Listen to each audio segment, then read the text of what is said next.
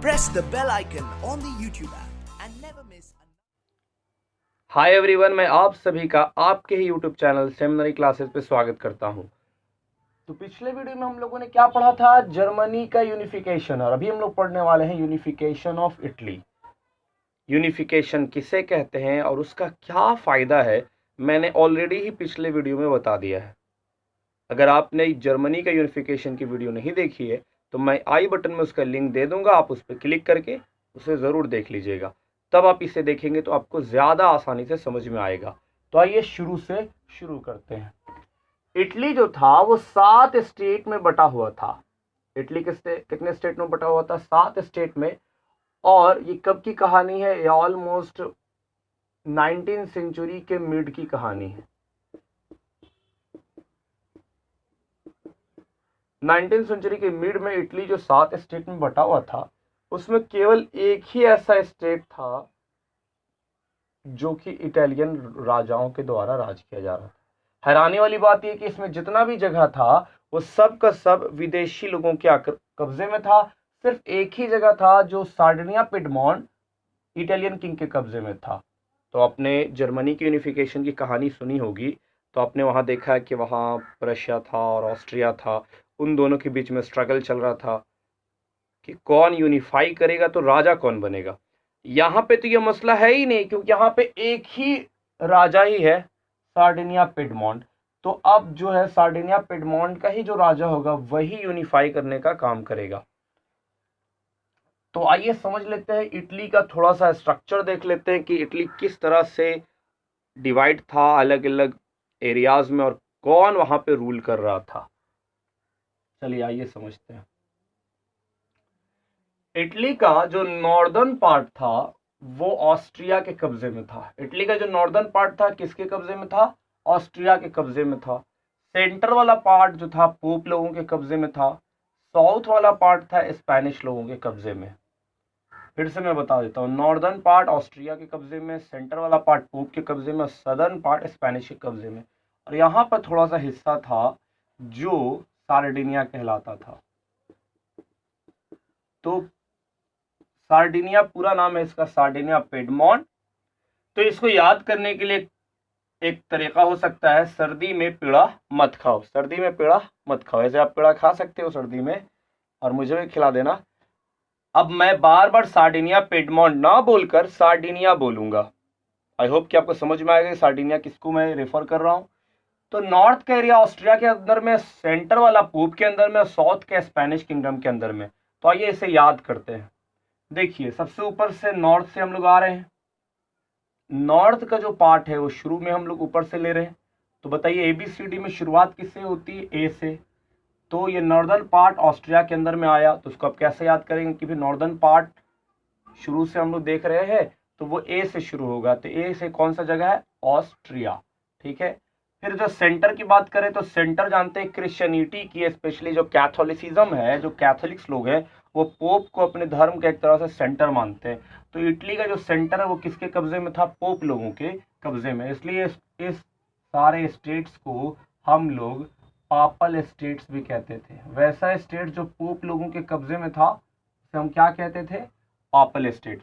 South का तो बहुत आसानी से याद हो जाएगा, S फॉर साउथ और S फॉर स्पेनिश किंगडम। आइए एक बार फिर से रिवाइज कर लेते हैं। नॉर्थ वाला शुरू हो रहा है, इसलिए हमने अल्फाबेट का देखा कि कौन सा लेटर से अल्फाबेट शुरू होता है, तो ए से होता है।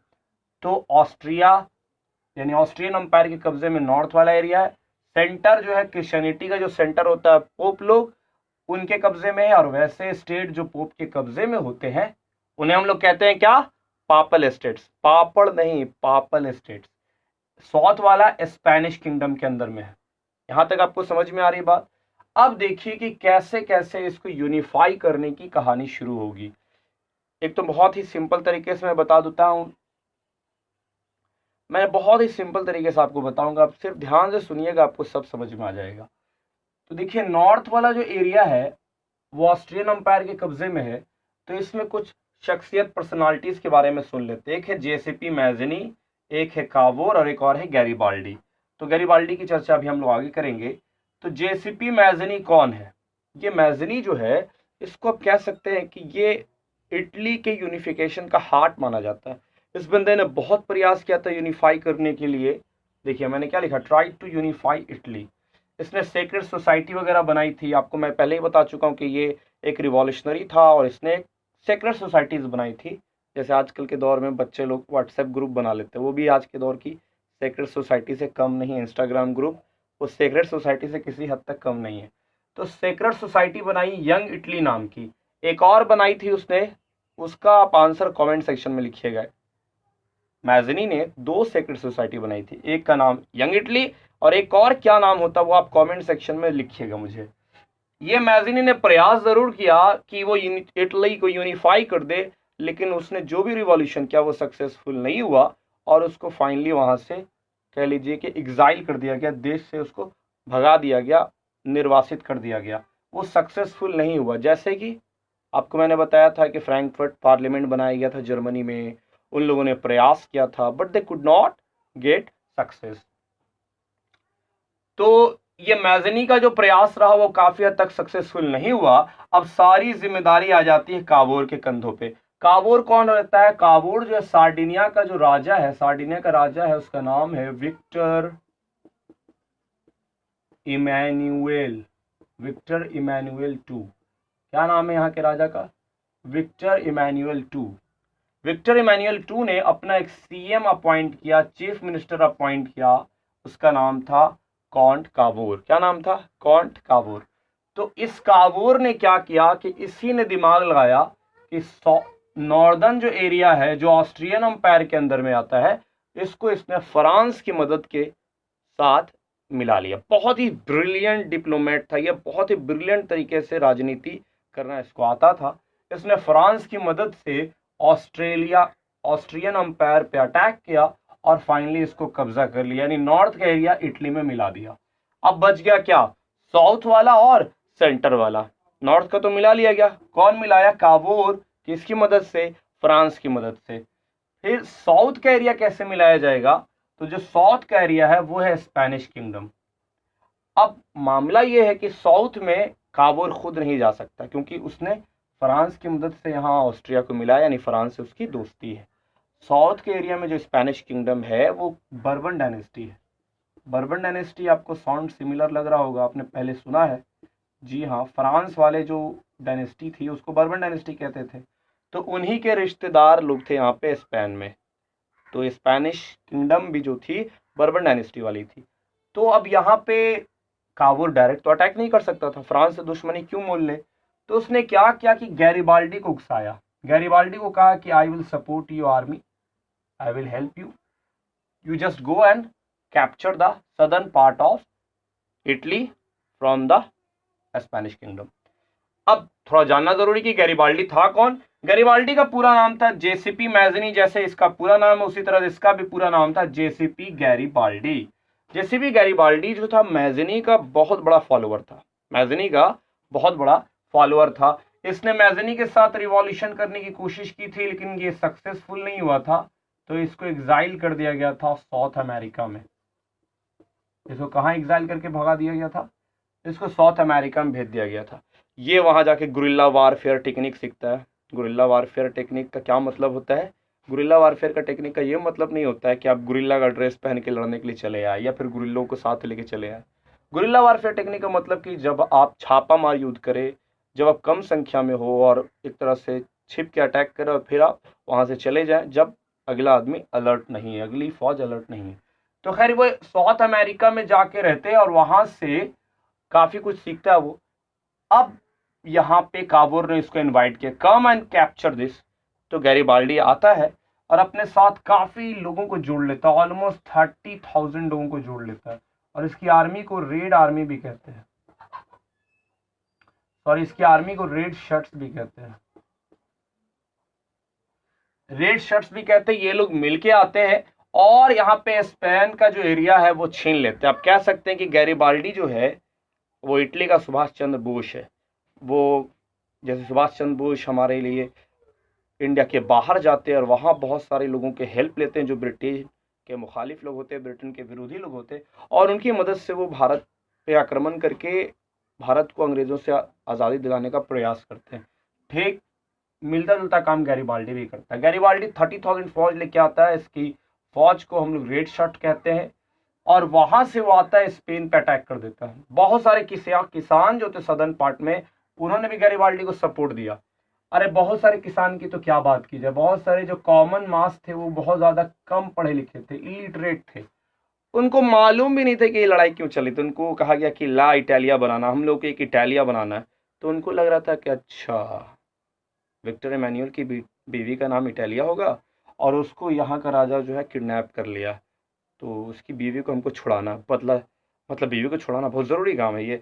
तो उसके लिए ये लोग जो है बहुत ज़्यादा प्रयास कर रहा था। हालांकि रियलिटी में ऐसा कोई बात नहीं था, यहाँ इटालिया मतलब कि एक देश बनाया जा रहा है, और ये लोग समझ लिया कुछ और। ये लोग समझा कि विक्टर एमेन्युअल की बीवी को छुड़ाने के लिए जाया जा रहा है।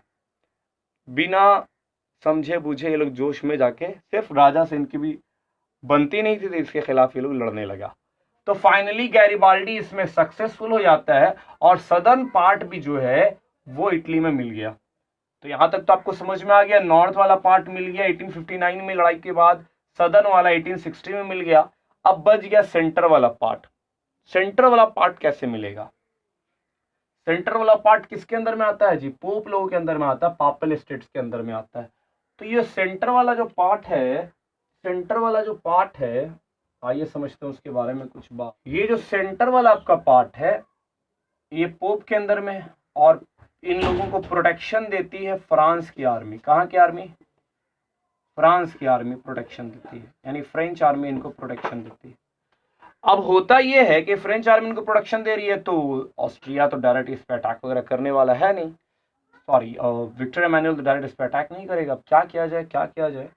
तो गैरिबाल्डी को एक बार भेजा जाता है यहाँ पे। गैरिबाल्डी यहाँ जाता है, लेकिन गैरिबाल्डी जितनी फौज लेके जाता है फ्रेंच आर्मी पे वो भारी नहीं पड़ पाता। गैरिबाल्डी यहाँ पे हार जाता है।